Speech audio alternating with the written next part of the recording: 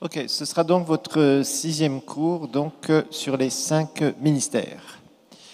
Alors nous en sommes donc à la leçon numéro 3, à la fidélité dans l'appel, et c'est des conseils utiles. Si jamais vous avez un appel pour le ministère, des conseils qu'il faut vraiment suivre, qui vous permettront d'éviter de déraper. Il y a beaucoup de gens qui dérapent, vous savez, et qui d'un seul coup se cassent une jambe, entre guillemets, et se retrouvent par terre et sont immobilisés pendant longtemps. Donc, dans le spirituel, c'est la même chose. Quand on commence à vouloir gérer les choses spirituelles, surtout du ministère, vous savez, le ministère, ce n'est pas une cour de récréation, ce n'est pas un jeu que les gens sont en train de faire. En tout cas, ceux qui sont vraiment dans le ministère, croyez-moi, on est au milieu d'une guerre spirituelle et l'ennemi essaiera de tout faire pour empêcher l'œuvre de Dieu d'avancer ou de naître. Ça, souvent, c'est ce qu'il essaye de faire. Alors, c'est pourquoi certaines personnes qui sont des aventuriers se retrouvent éjectés. Parfois, ils ont des dons dans le naturel, ils attirent beaucoup et d'un seul coup, ils se retrouvent éjectés loin du ministère.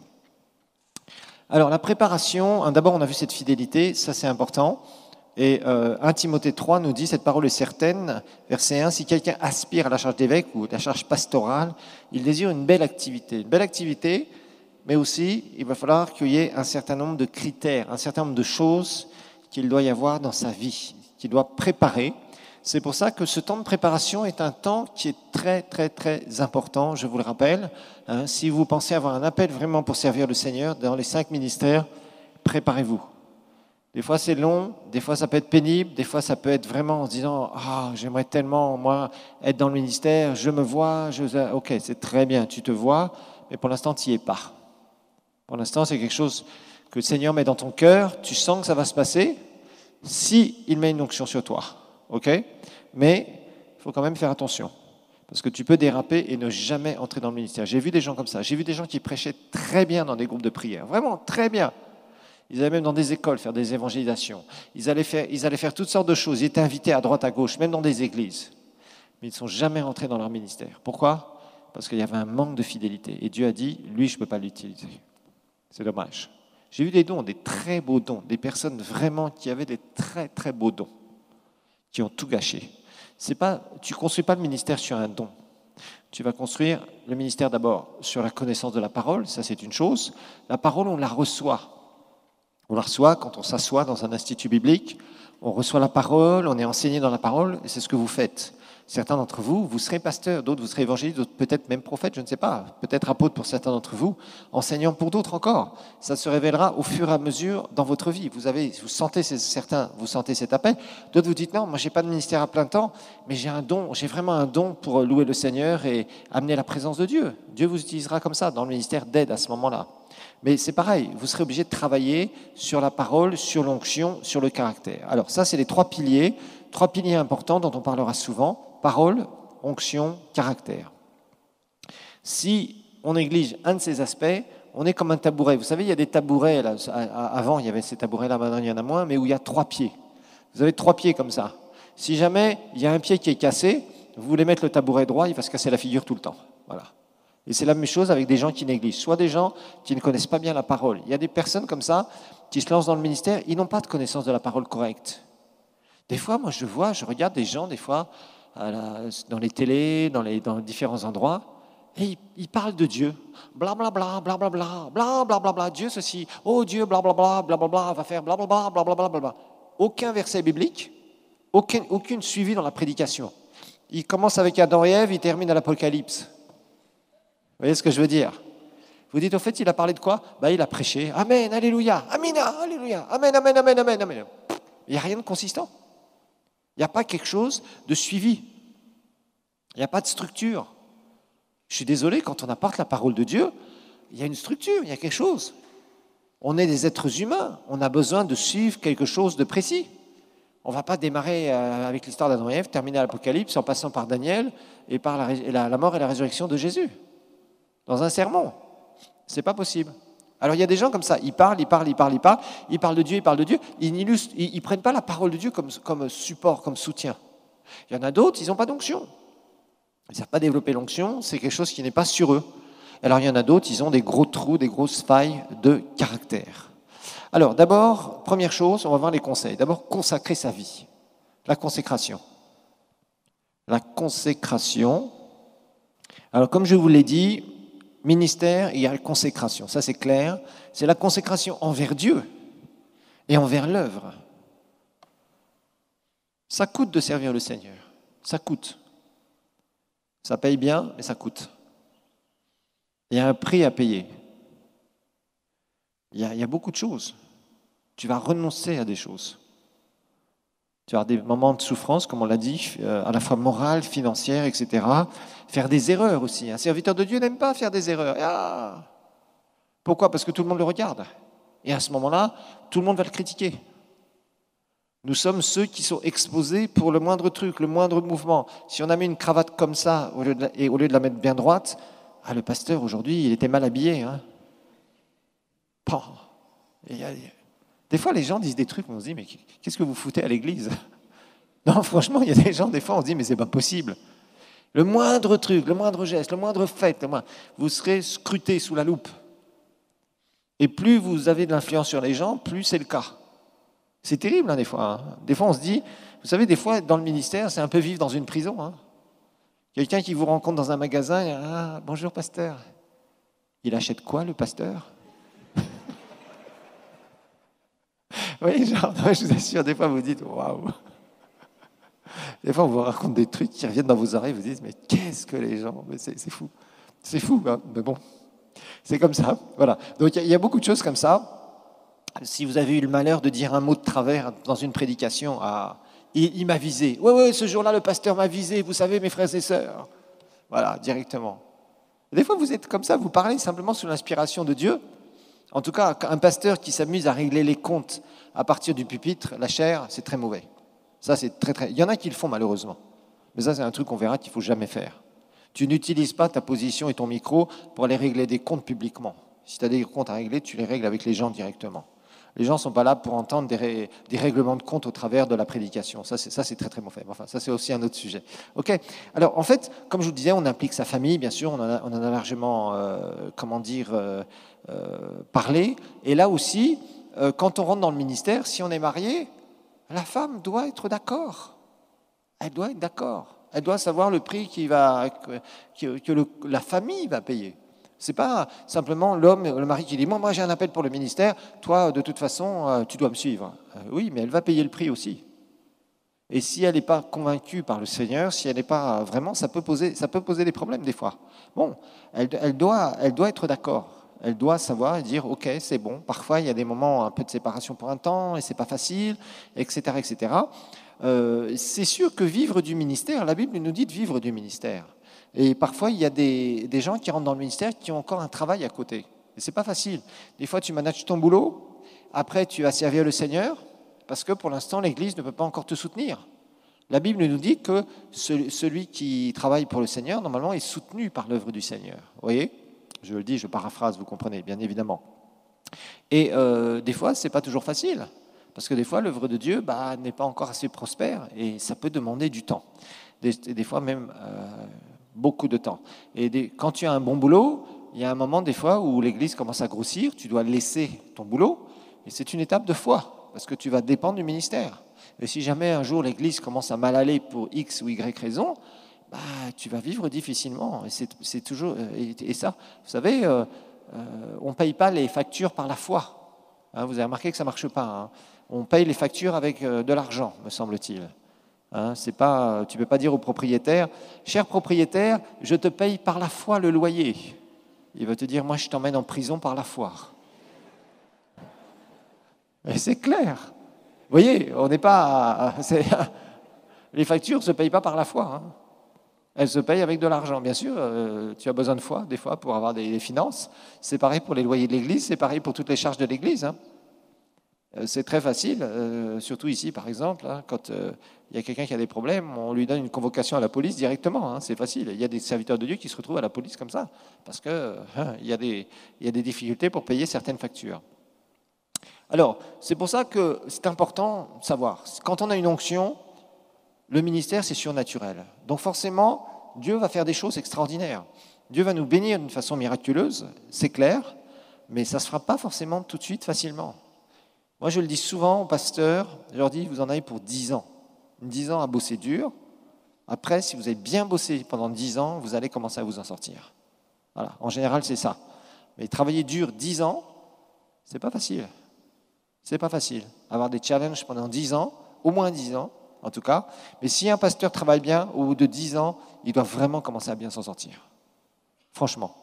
Ça, s'il est loin, s'il a la parole, s'il a le caractère de Christ, au bout de 10 ans, il va y avoir quelque chose qui va émerger. Obligatoirement, il doit s'en sortir. Où que ce soit, quel que soit le pays dans lequel il est, je ne peux pas accepter qu'un pasteur me dise « ça fait 10 ans que je travaille pour le Seigneur et j'arrive toujours pas à m'en sortir ». Ça, personnellement, je ne peux pas accepter ça. Pour moi, ça veut dire qu'il y a un problème quelque part.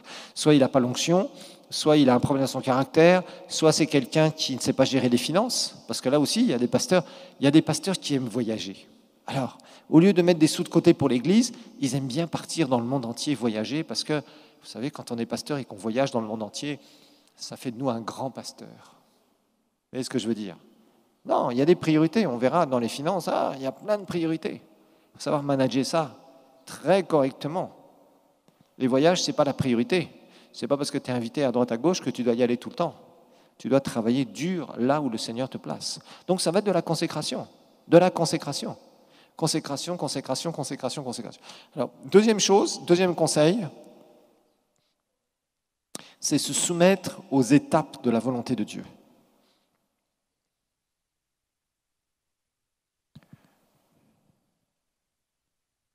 Se soumettre aux étapes de la volonté de Dieu. Ça, ce n'est pas toujours facile non plus. Se soumettre aux étapes de la volonté de Dieu.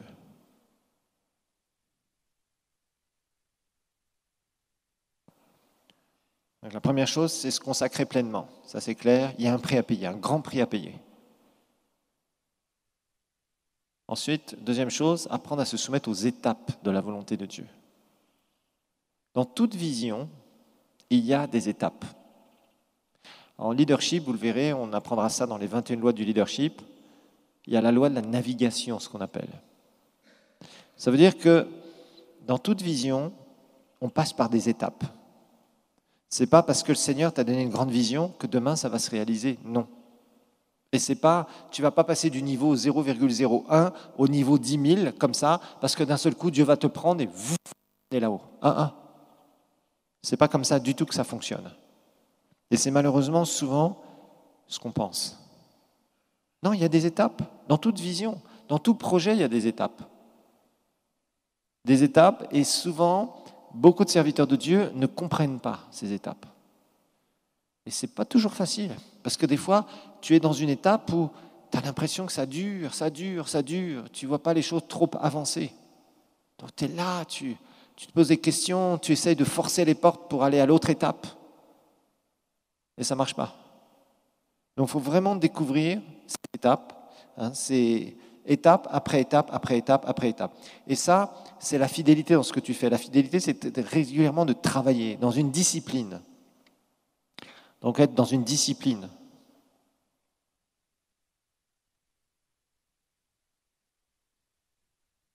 C'est vraiment une clé du succès, ça, être fidèle. C'est-à-dire continuer à faire ce que le Seigneur nous demande, comme il nous le demande. Sur une continuité, sur des années des fois. Ça, c'est très important. Les gens sont impatients. On est dans des sociétés où il faut tout et tout de suite. Même un pasteur, s'il arrive à remplir une église de 300 personnes du jour au lendemain, mais il faut s'occuper des gens. Ça sera des bébés spirituels. Il faudra les attacher au Seigneur. Ça va demander tout un effort, tout un travail, toute une persévérance. C'est ça que les gens n'arrivent pas à comprendre. Il y a la fidélité, tu es là, tu travailles, tu fais ce que le Seigneur te dit dans l'étape où il te dit de le faire. Je pourrais vous donner témoignage sur témoignage de pasteurs qui ont fait la même chose pendant des années que le Seigneur leur demandait. Et un jour, Dieu les a mis dans les promotions. C'est Dieu qui donne la promotion. Ce n'est pas le pasteur qui peut se dire « à partir d'aujourd'hui, voici la dimension de mon ministère ». Ça, c'est du gros baratin. C'est comme les prophéties. Je prophétise pour 2019 que... Ok, mais quand on voit nos 1er janvier ici, ce n'était même pas le calendrier d'Israël. début de l'année d'Israël. Alors bon, dire qu'on prophétise pour l'année 2019, l'année 2020, l'année 2021, vous savez, tous les prophètes pili-pili, ils donnent toujours leur prophétie vers les 1er janvier jusqu'au 15 janvier. Après, ils se taisent. Je prophétise ceci pour l'année... Ok, bon, si tu veux. Mais ce n'est pas ça qui amènera les choses à se réaliser. Il y a des gens, ils confessent une nouvelle dimension tous les jours. Ça ne sert à rien de confesser une nouvelle dimension tous les jours. Vous voyez, c'est Dieu qui donne la promotion. Mais ce que Dieu aime, c'est qu'on travaille, on fasse la même chose pendant un certain temps. Vous savez, faire quelque chose pendant un certain temps, des fois des années, ça travaille ton caractère. Ça travaille ton caractère. Mais souvent, les gens veulent passer d'un truc, pouf, ça, puis ils voient que ça ne marche pas, alors ils essayent ça, après ils essayent ça, après ils essayent ça. Il y a plein de serviteurs de Dieu qui font ça et qui se trompent. Ils entendent un truc qui marche ailleurs, ils disent je vais faire ça dans l'église. Ils amènent ça dans l'église, ils essayent. Mais ce n'est pas leur appel, ce n'est pas ce que Dieu leur demande au moment où il leur demande. Et ça ne marche pas. Et puis quelques temps après, au bout de 6 mois, ils ne parlent plus du truc qui était à la mode pendant 6 mois et ils changent. Ils disent non, maintenant on va faire ça. Parce qu'ils ont entendu un autre serviteur de Dieu qui a fait ça et son église a grandi. Oui, mais le Seigneur lui avait demandé de faire ça.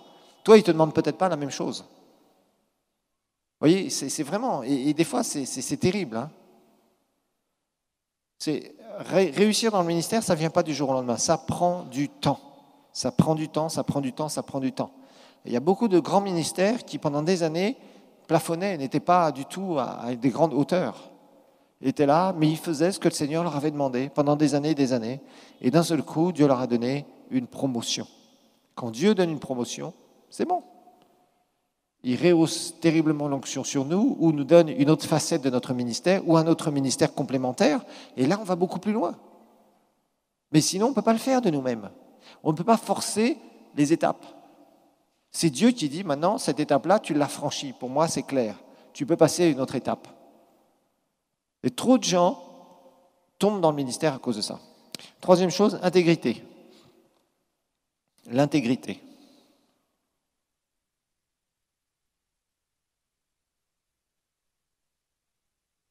L'intégrité.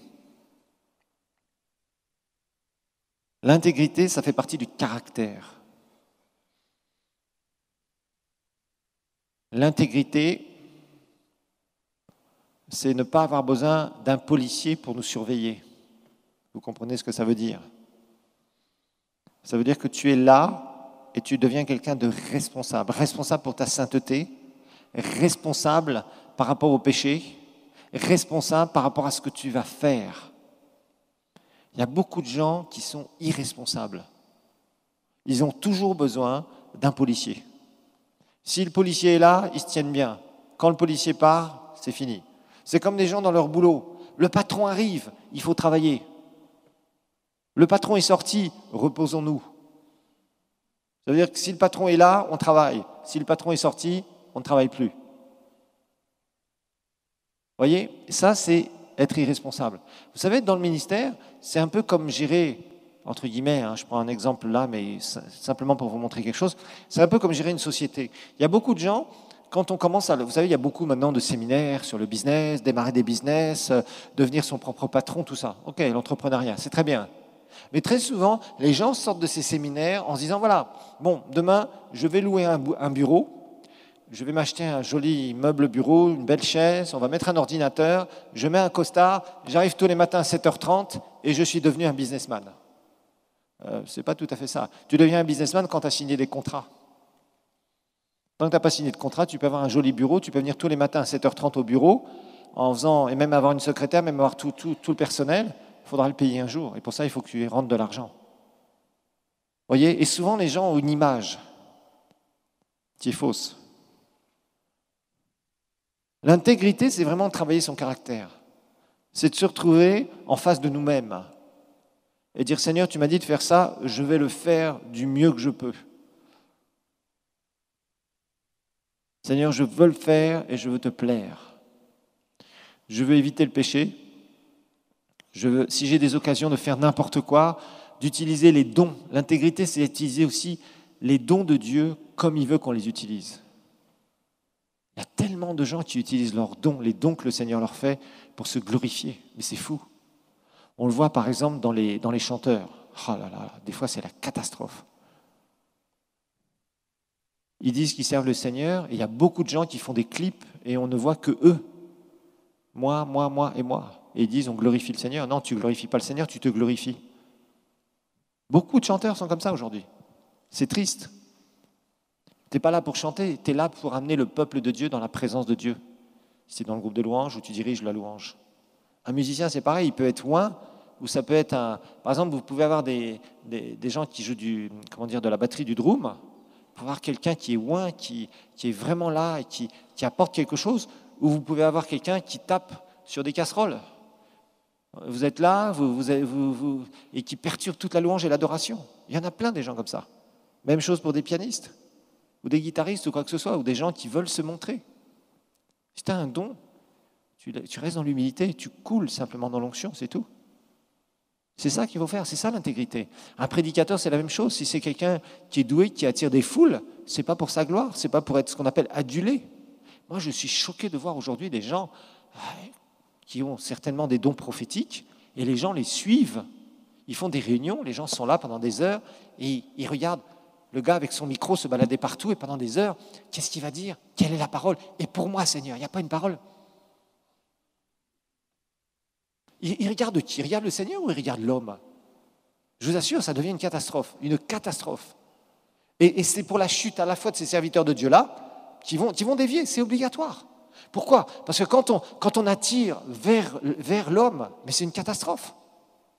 Et c'est dur. Moi, je vois par exemple le pasteur Chris Oyakilome, c'est un homme de Dieu extraordinaire, vraiment que Dieu voit, mais il a du mal, parce que constamment les gens sont là en train de l'aduler, comme si c'était presque le Seigneur. C'est un homme qui a des dons, c'est un humain. Vous voyez?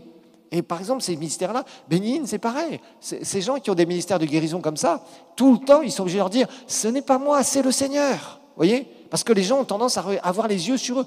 Quand les hommes ont les yeux sur l'homme, ils ne recevront rien. Et c'est difficile. Vous savez, quand c'est les ministères avec une telle puissance qui est déployée, mais ils ont du mal parce que les gens les idolâtrent. Les gens les idolâtrent. Et ce qui est terrible, c'est par contre quand il y a des gens qui ont des dons et qui font exprès d'être idolâtrés. Ça, c'est dangereux. C'est vraiment marchander l'onction. Ça, c'est un manque d'intégrité. C'est utiliser les dons qu'ils ont reçus à la base pour faire quoi? Pour se faire élever des hommes. Je suis désolé, Jésus a dit que celui qui veut être le plus grand parmi vous soit le serviteur de tous. Et beaucoup de serviteurs de Dieu tombent dans ce piège aujourd'hui. Alors avec les médias, avec Internet aujourd'hui, ça les aide encore plus à chuter. Et ça ne se voit pas leur chute au départ. Mais des années plus tard, vous allez le voir. Des gens qui vont mourir prématurément, qui avaient des dons du Seigneur, mais qui ont abusé les dons du Seigneur. On ne marchande pas l'onction, on n'utilise pas les dons de Dieu pour se faire une réputation personnelle. On n'utilise pas les dons de Dieu pour aller soutirer de l'argent aux gens. Ça, c'est pervers. Et les très bons serviteurs de Dieu, il y en a sur la planète, mais croyez-moi, ils ont la vie dure maintenant avec les médias, parce que les gens les adulent, les gens leur envoient plein de louanges. Et ils sont obligés de se mettre devant le Seigneur, parce que Satan veut les faire chuter, Satan veut qu'ils s'enorgueillissent. Vous voyez? Et il y a beaucoup de chrétiens, ou des pseudo-chrétiens, parce qu'il y a des gens, par exemple, qui vont écouter des ministères prophétiques, et certains prophètes qui ont vraiment dévié, qui dévient complètement, et ils les écoutent, et c'est comme s'ils allaient consulter un sorcier, excusez-moi de le dire. Et ici, en Afrique, on a ce problème-là. On a l'animisme qui est encore très présent chez beaucoup de gens qui se réclament du christianisme, je dois le dire. Ils veulent aller avoir une protection spéciale de la part du prophète, comme ils allaient voir le sorcier avant. Amen. Oh, il n'y a pas beaucoup d'amen ici. Et je vous assure, il faut qu'on fasse attention à ça. C'est vraiment un esprit satanique qui tourne d'abord pour faire chuter des serviteurs de Dieu. Et en fait, c'est comme si à la fois les gens qui adulaient trop, c'est-à-dire l'adulation, c'est une admiration excessive. Vous voyez? Nous devons respecter les serviteurs de Dieu. C'est très important. Nous devons les honorer. Oui, la Bible le dit. Mais nous ne devons pas les aduler, c'est-à-dire attendre d'eux quelque chose de la part du Seigneur. C'est pas comme ça que ça marche. C'est pas comme ça que ça marche. Et ça en fait chuter beaucoup aujourd'hui. Beaucoup. Beaucoup sont en train de s'enorgueillir et beaucoup, vous les verrez plus dans quelques années. Beaucoup de gens qui sont sur les grands noms de la planète. Les seuls qui resteront, c'est ceux qui marchent dans l'humilité, dans l'intégrité. Ils ont des dons, ils servent le Seigneur, ils voient des guérisons, des miracles, plein de gens venir au Seigneur, des choses extraordinaires, et ce sont des gens qui restent humbles, simples devant le Seigneur. Ils savent que de toute façon, ce n'est pas grâce à eux que ces choses-là se passent. Vous voyez ? Mais il y a une espèce d'adulation bizarre qui se crée de plus en plus, et il y a beaucoup de gens qui ne sont pas sauvés, qui vont voir de plus en plus des gens qui ont des ministères prophétiques et des gens qui ont des ministères prophétiques et qui dévient de plus en plus, malheureusement. Vous savez, le ministère prophétique, on verra, ce n'est pas un ministère qui est facile à gérer. Parce que les gens pensent que vous pouvez tout deviner, que vous pouvez avoir la moindre vision, la moindre révélation sur un tel, etc., etc. Moi, des fois, j'entends des gens qui disent recevoir des révélations, mais ça n'a rien à voir avec le Saint-Esprit. Hein. Moi, des fois, je suis choqué d'entendre des trucs qui se baladent sur Internet, qui sont vus 500 000 fois, même 1 million de fois. Je dis, mais ce n'est pas possible. Ce n'est pas le Saint-Esprit qui révèle ces choses-là. Ça s'appelle les esprits familiers. On en parlera plus tard. Donc l'intégrité, c'est un trait de caractère, et à la fois, ça montre que tu dois te comporter, que les gens te voient ou pas, ça, c'est ton problème devant le Seigneur. C'est par rapport à ton Dieu, par rapport à ta relation avec le Seigneur, et aussi, c'est d'utiliser les dons de Dieu à bon escient en restant dans l'humilité et la simplicité. C'est ça l'intégrité. Ensuite, numéro 4, développer sa communion avec Dieu. Développer sa communion avec Dieu.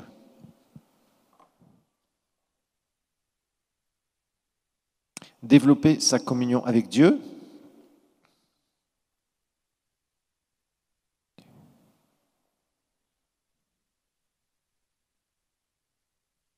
Alors ça aussi, c'est quelque chose qui est très important. Quand on est dans le ministère, on doit développer sa communion avec le Seigneur. Il y a beaucoup de ministères qui servent le ministère et au bout d'un moment qui ne servent plus le Seigneur. Je répète, il y a beaucoup de ministères qui servent le ministère et au bout d'un moment, ils ne servent plus le Seigneur. Je vais vous expliquer ça.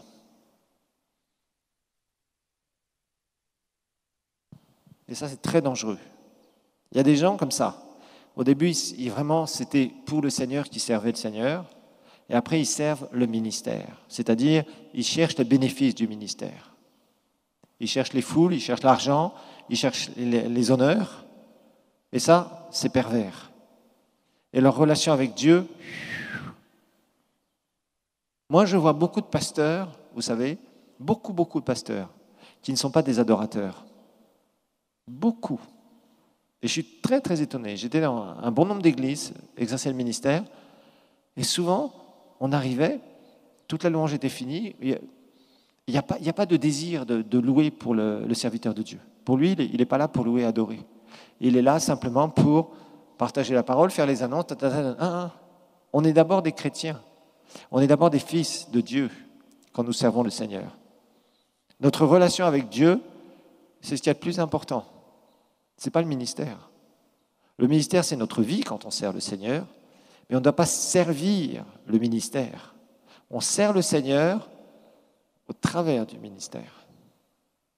Et il y a des gens qui ne pensent que, en fait, à utiliser après, il y a des prédicateurs qui sont devenus des techniciens du ministère. C'est triste à dire. Ils ont déjà des messages préparés, ils ont tout qui est là, ils savent comment communiquer, ils se mettent, ils ont des postures pour prêcher, ils sont éloquents, ils savent comment faire pour attirer les gens, pour ceci, tout ça. En fait, ils utilisent des techniques. Et ça, c'est très dangereux.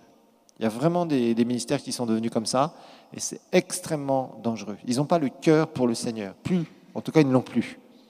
Parce qu'aujourd'hui, ils sont arrivés, ils ont plein d'argent, ils sont connus, ils ont une église bien établie, vous voyez ce que je veux dire? Et au bout d'un moment, ils changent leur motivation. Et un ministère, c'est d'abord un chrétien. Et peu, aujourd'hui, une relation forte avec le Seigneur, développe la présence de Dieu dans leur vie personnelle. Beaucoup sont là juste pour servir comme si c'était une profession. Vous voyez ce que c'est là où je veux en venir en fait. Ils ne développent plus leur communion avec le Seigneur, ils font le ministère comme une sorte de profession qui marche bien parce qu'ils savent comment faire avec les gens, comment communiquer, comment donner des choses tout à fait bibliques, comment faire, mais le cœur n'y est plus. Ça devient des professionnels en quelque sorte du ministère. Par exemple, c'est des gens que vous ne pouvez jamais voir en entretien pastoral. Il y a des pasteurs que vous ne pouvez pas voir en entretien pastoral. Ils sont juste là, ils font juste les réunions, et après vous ne les voyez plus. Ils deviennent des professionnels, en quelque sorte. Ils organisent toute l'administration, les machins, et ils ne sont jamais là. Ils viennent juste pour les réunions, ils font quelques bricoles, c'est tout. Et dans leur relation avec le Seigneur, c'est complètement limité. Ils sont tout le temps en voyage, ils dépensent de l'argent, ils sont dans les boutiques, ils sont dans les machins, dans les loisirs, etc., etc. Mais ils servent. Voilà. Il y en a qui sont comme ça dans le monde. Et ça, c'est très dangereux. Très, très dangereux. Non, notre relation avec le Seigneur, c'est numéro 1. Développer cette relation avec le Seigneur. On n'est pas là pour exercer un métier. Hein. Vous savez, quand on est obligé de mettre profession pasteur, moi, ça me gêne toujours. Sur les formulaires, ça me gêne toujours. Vous savez, les formulaires d'immigration ou les formulaires de voyage ou les inscriptions dans les trucs, on va vous dire profession. Alors on vous dit, pasteur. Pasteur, ce n'est pas une profession, c'est une vocation. Vous voyez, c'est très différent. C'est le cœur pour les autres. Je dis non, c'est pas une profession où je suis là de telle heure à telle heure, je fais ceci, cela. Bon, quand les gens sont là, on fait comme ça. Non, c'est pas ça du tout. C'est avoir un cœur d'abord pour celui que nous servons, que nous devons aimer de tout notre cœur, et nous servons des personnes qu'il nous a confiées. Servir ce que Dieu nous a confié. Parce qu'en tant que pasteur, nous serons responsables devant le Seigneur comment nous avons traité les gens qu'il nous a confiés. Donc, vraiment, il y a des pasteurs comme ça qui ont des relations, ou des ministères en général, qui ont des relations très médiocres. Et souvent, ils s'écartent, ils s'anesthésient, ou il y a des choses cachées dans leur vie qui sont catastrophiques. Et un certain nombre d'entre eux meurent prématurément. Donc, parce qu'en fait, ce qu'il faut que vous sachiez, c'est que ce n'est pas l'onction du ministère qui développe notre relation. L'onction du ministère, c'est un don qu'on exerce. Voilà. Un don, c'est un don. Un don, on ne peut rien pour un don. C'est Dieu qui nous a donné, on a juste à exercer, à savoir comment ça marche.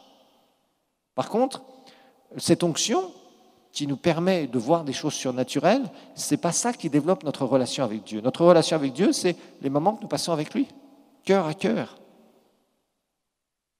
Et ça, quelqu'un qui est dans le ministère, il doit toujours faire attention à ça. Sinon, il va faire seulement de faire le ministère, d'exercer, entre guillemets, sa profession.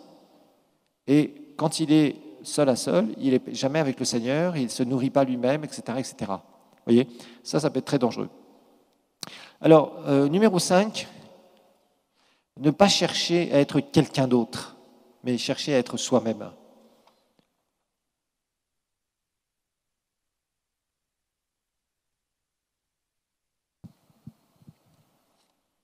Ne pas chercher à être quelqu'un d'autre, mais être soi-même.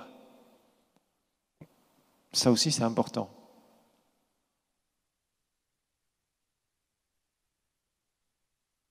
Je vais expliquer ce que ça veut dire. Quand on est dans le ministère, on a toujours eu des repères.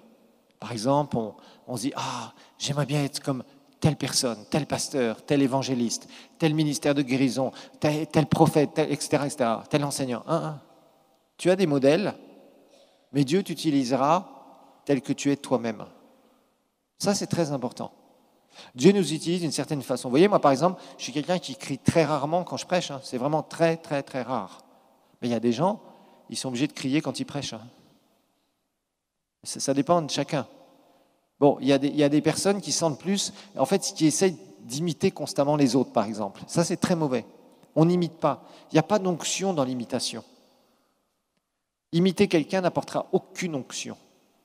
L'imitation, c'est toujours de faire que tu as quelqu'un, tu dis « Ah, je vais faire comme lui, je vais dire les mêmes paroles, je vais me tenir comme lui ». Il n'y a pas d'onction dans l'imitation. Imiter quelqu'un n'apporte aucune onction.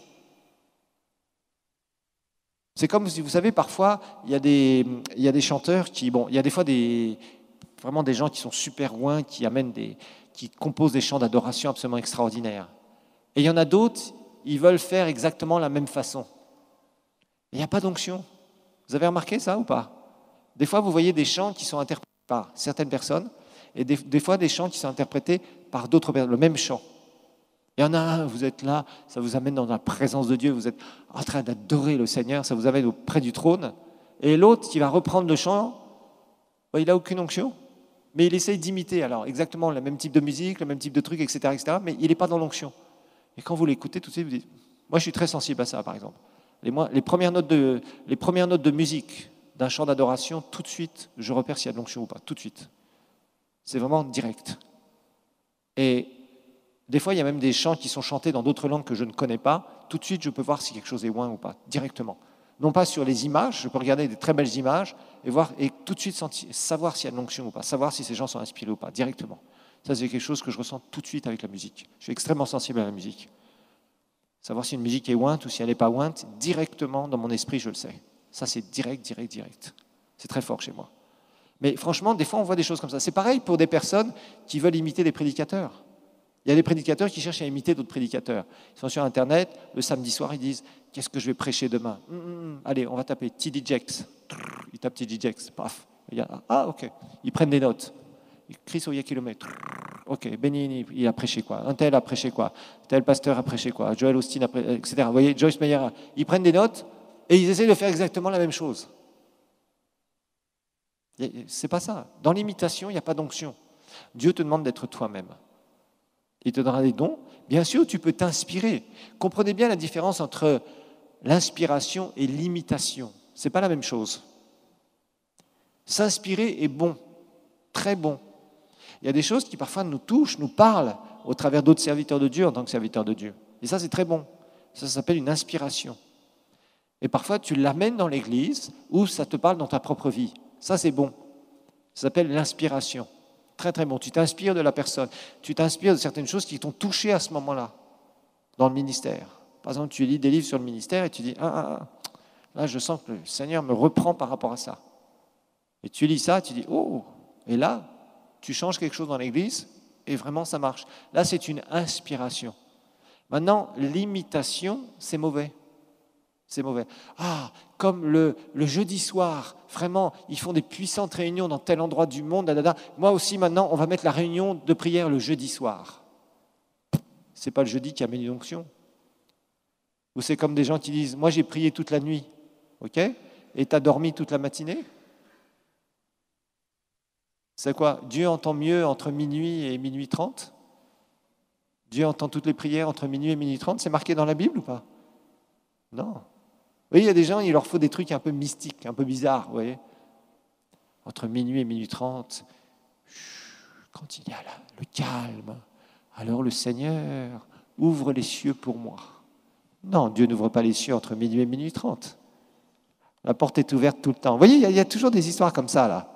Certains prédicateurs qui disent, voilà, on va faire 3 nuits de prière. Ok. De dormir et prier, ou est-ce que c'est vraiment de la prière? La journée aussi, on peut prier, non, n'est-ce pas? Et on peut être largement entendu. Il n'y a rien de mystique, de bizarre. Vous savez, j'ai vu beaucoup de veillées de prière qui n'ont porté aucun fruit. Franchement. Parce que pour faire des vraies veillées de prière, je crois qu'il faut être dans un puissant réveil. Je crois vraiment. Et voir la puissance de Dieu tomber dans des réunions d'une façon incroyable. Incroyable. C'est comme ça que ça marche. Sinon, prenons du temps dans la journée pour prier. Il y a ce qu'il faut. Il y a ce qu'il faut. Il y a 16 heures pratiquement pour rester éveillé, 17 heures environ. Donc on a le temps de passer du temps dans la prière efficace. Ce n'est pas un problème, ça. Vous voyez, mais il y a des gens qui cherchent des imitations. Je me souviens toujours un jour, ici, il y avait une église qui marchait bien il y a bien des années. Ils avaient jusqu'à 3 cultes, je crois, en tout cas c'est ce qu'ils disaient. Il y a plus d'une quinzaine, vingtaine d'années à peu près. Et un jour, ils avaient entendu parler, au Kenya, il y avait eu une église. Le Seigneur avait dit aux serviteurs de Dieu, tu vas aller dans un stade et le dimanche matin, tu vas faire les cultes dans un stade. Et c'était une parole qu'il avait reçue du Seigneur. Et ce prédicateur au Kenya a fait ça. Et puis, je crois que pendant 1 mois, 2 mois, 3 mois, ça n'avait pas très bien marché, ils avaient perdu des gens, tout ça, ils se posaient beaucoup de questions.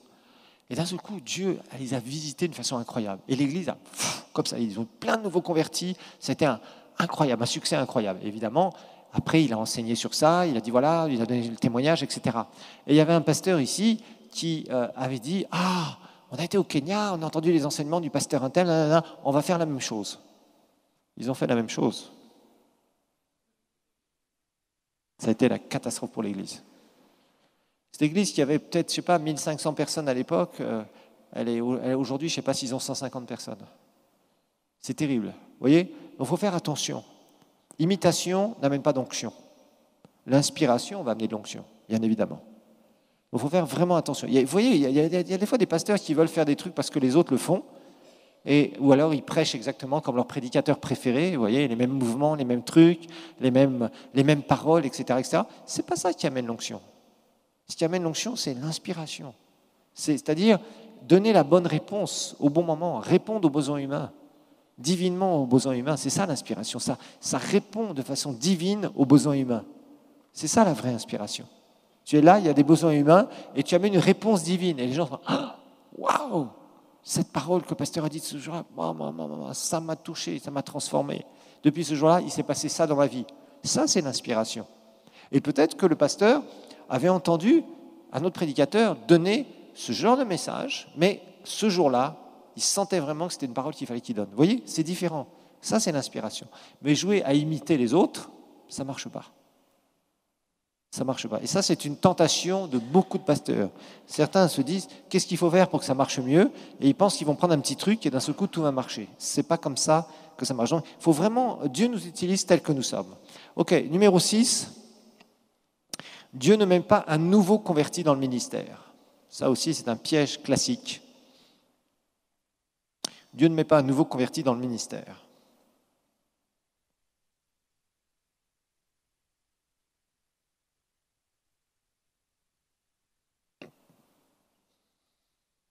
Alors ça, c'est vraiment aussi un piège classique.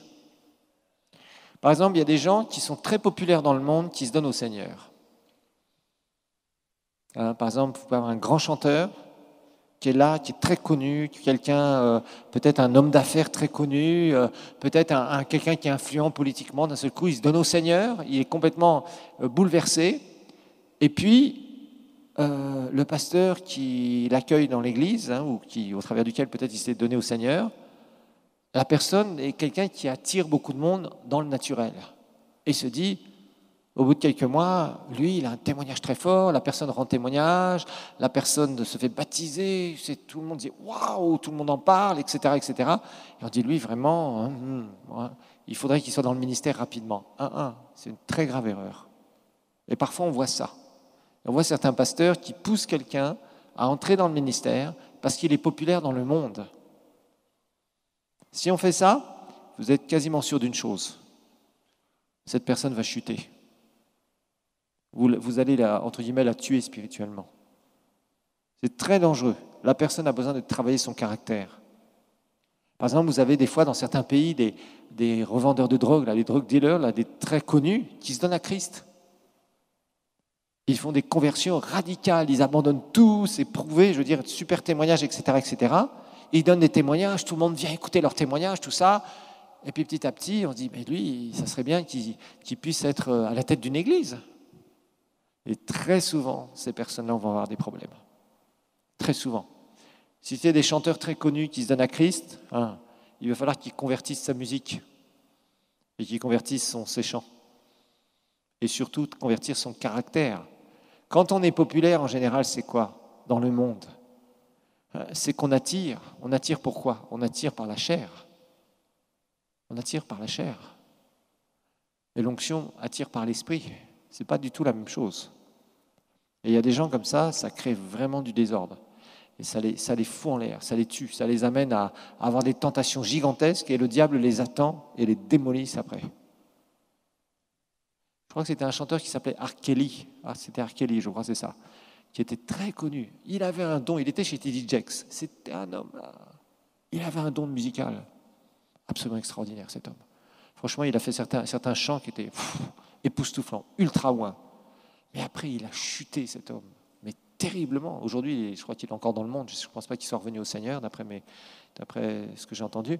Et R. Kelly, c'était quelqu'un qui était super, super doué. Vraiment un homme... Franchement, mais il attirait comme ça des foules au niveau du christianisme. Et il est retombé dans le monde. Et à l'époque, avant, c'était un chanteur du monde. Et il est passé par le christianisme, il est retourné dans le monde à faire des trucs plus que douteux, vous comprenez? Ça, c'est quelqu'un qui a été mis trop rapidement au devant de la scène. Et souvent, vous savez, quand un pasteur voit quelqu'un qui est populaire, qui se convertit, toute l'église va en parler. « Oh, tu sais, pasteur, lui, il est... » Ok. Et quand tu dis à la personne, « Bon, maintenant, jeune homme, tu vas t'asseoir parce que tu as besoin que ton caractère soit formé », c'est très difficile pour une personne qui était populaire dans le monde. Très, très difficile. Très difficile. Parce qu'il aura 1001 occasions de se faire inviter par 1001 pasteurs pour donner le témoignage, etc., etc. Et on est en train de tuer ces gens-là. Vous savez, quelqu'un qui est très populaire dans le monde, quand il se donne à Christ, il faut qu'il ait une grande dose d'humilité et qu'il change complètement sa façon de voir les choses et de voir les gens. Et c'est pas facile pour une personne comme ça. C'est pas facile. Et s'il n'a pas un pasteur qui est capable de le discipliner et que la personne ne veut pas être disciplinée au bout d'un moment, qu'elle est trop attirée à donner constamment des témoignages, etc., etc., c'est bien de donner des témoignages, mais il faut faire attention. Il faut faire attention. Parce que un témoignage, même des dons, quels qu'ils soient, des dons du Seigneur, si le caractère ne soutient pas ça, la personne va chuter et va se retrouver loin du Seigneur quelques années plus tard. Donc, toujours faire attention à cela. Et, souvent les nouveaux convertis, surtout quand ils sont très populaires dans le monde, il faut les faire asseoir et qu'ils servent dans l'humilité. Que personne ne les regarde parce qu'ils faisaient des choses dans le monde. C'est très dangereux ça, très très dangereux. Parce que souvent ils ont des caractères forts de leader, c'est normal, mais ce caractère fort de leader doit être sanctifié pour le royaume de Dieu. C'est bon, ils ont ce caractère, mais ils doivent mourir à eux-mêmes. Et croyez-moi, c'est très difficile de les faire mourir à eux-mêmes. Souvent, ils vont vouloir au bout d'un moment faire leur propre truc. C'est classique. Je pourrais vous donner plein d'exemples. Et après, c'est la catastrophe. Pourquoi ? Parce qu'ils ne sont pas prêts. Le caractère n'est pas forgé. Ils n'ont pas prêt à se soumettre. On les a mis devant constamment. Ils sont là. Tout le monde est là, tout le monde applaudit. Il s'est converti, lui, etc. Waouh, c'est super. Mais il a l'air de bien prêcher.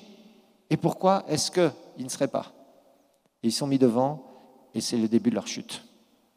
Parce que le caractère se forge au fur et à mesure. Le caractère, je ne peux pas le recevoir dans la présence de Dieu. Le caractère, c'est par rapport à chaque jour ce qui va se passer dans ma vie, toutes les opportunités qui vont être devant moi, d'obéir au Seigneur ou de désobéir au Seigneur. Et ça, c'est quelque chose que je ne peux pas créer moi-même. La parole de Dieu, je peux la recevoir. Au travers de l'enseignement, au travers de l'Institut biblique, au travers de vidéos d'enseignement, partout, c'est bon. On reçoit, au travers de visiteurs, etc. Tout ça, c'est bon. Ça, je la reçois. Je peux l'apprendre, je peux méditer. L'onction, je peux recevoir dans sa présence. Si Dieu me voit, c'est bon. Mais le caractère, c'est quelque chose qu'il va falloir qu'il soit forgé jour après jour.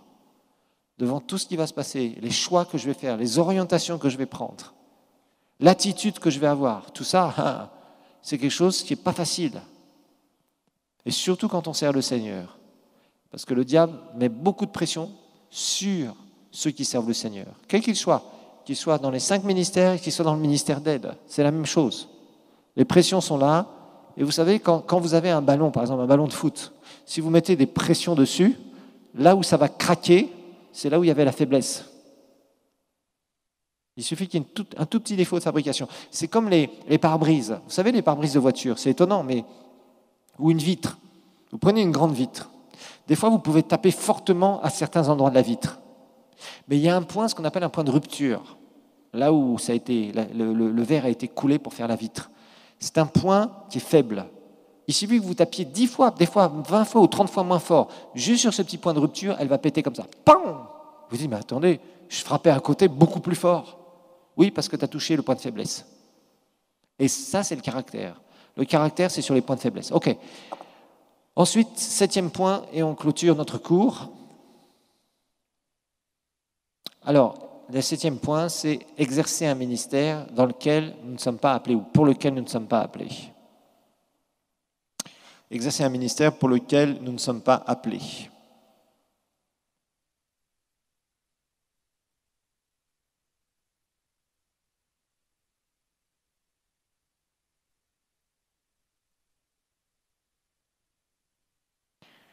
Exercer un ministère pour lequel nous ne sommes pas appelés,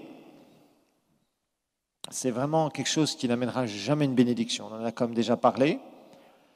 Mais notez qu'une des grandes clés du ministère,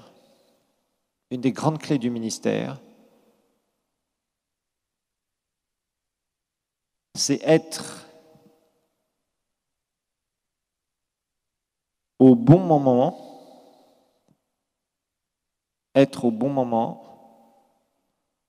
au bon endroit, à faire la bonne chose. Une des grandes clés du ministère, c'est d'être au bon moment, au bon endroit, à faire la bonne chose. Ça, c'est très important. On doit toujours mettre notre détecteur là pour être sûr qu'on est bien dans ces conditions-là. Tout le temps, tout le temps. Un ministère devra toujours faire attention. Est-ce que je suis au bon moment, au bon endroit, à faire ce que je dois faire, à faire ce que le Seigneur me demande à ce moment-là? Donc, une des grandes clés du ministère, c'est être au bon moment, au bon endroit, à faire la bonne chose. C'est vrai pour la vie chrétienne, pour un chrétien normal, c'est une clé du succès dans le Seigneur, et c'est vrai pour le ministère. Beaucoup de choses qui s'appliquent à la vie chrétienne s'appliqueront dans le ministère, mais dans une autre échelle, dans une autre dimension. C'est ça qu'il faut bien comprendre. Voilà, on va clôturer donc notre cours.